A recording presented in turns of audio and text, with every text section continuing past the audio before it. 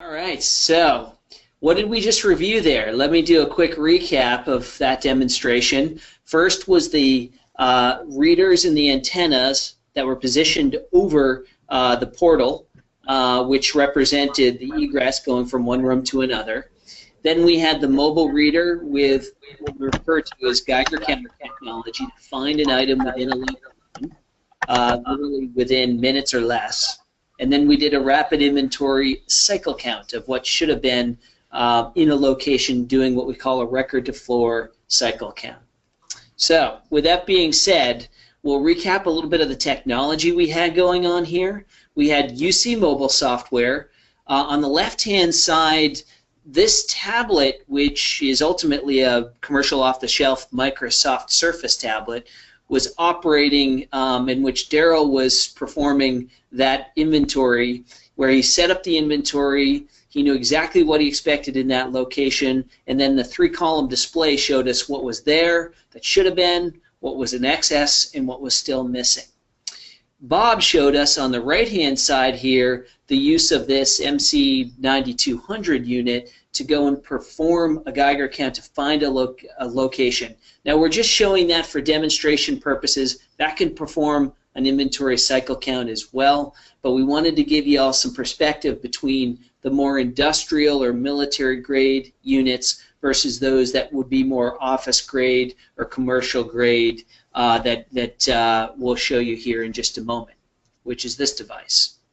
And this device, again, really is a powerful combination because you now have a reader that can scan barcodes and RFID tags, although we just demonstrated RFID for that cycle count, and it interfaces directly with a very powerful mobile computer that would be your smartphone or just a tablet that you could actually buy right off the shelf as well, or that could be provided as a unit, an Android device that would go along with the unit if required to do so. You guys want to comment any more on the technology we had set up there that we just demonstrated? No, I mean, hopefully the demonstration hit all those points, Pete. As I mentioned, not only would we bring the 9190 over, we could also bring one of these RFID 8500s on site for a site visit as well, with some tags, and allow our customers to actually experience it for themselves.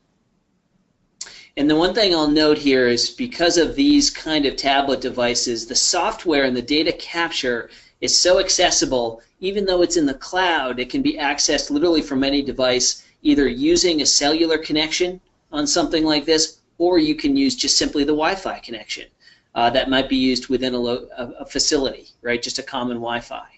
So there's some options there, and between those two options, we often have really most of the different connection options covered. For those of you who don't have either of those options at your disposal and you're in a real remote area that doesn't have very predictable cellular or Wi-Fi of any kind, that's when we go back to this particular unit on the right-hand side of this image, where it can actually operate in offline mode very successfully, performing all the functions, and then when cradled, it will upload the data back to the host database. Yeah, that's right. And as accessible as the solution is for the more secure facilities within the DoD, commercial organizations are a little bit different, but you can also host and create your own private cloud using your own network, and it could be a real solid, secure solution for you as well in your own internal cloud. Right. So a lot of different options, a lot of different ways we can solve your problem, in your environment and in your operational space. So we know no one size fits all, so we've demonstrated a few different capabilities here, and we would think that hopefully one of them could meet your needs.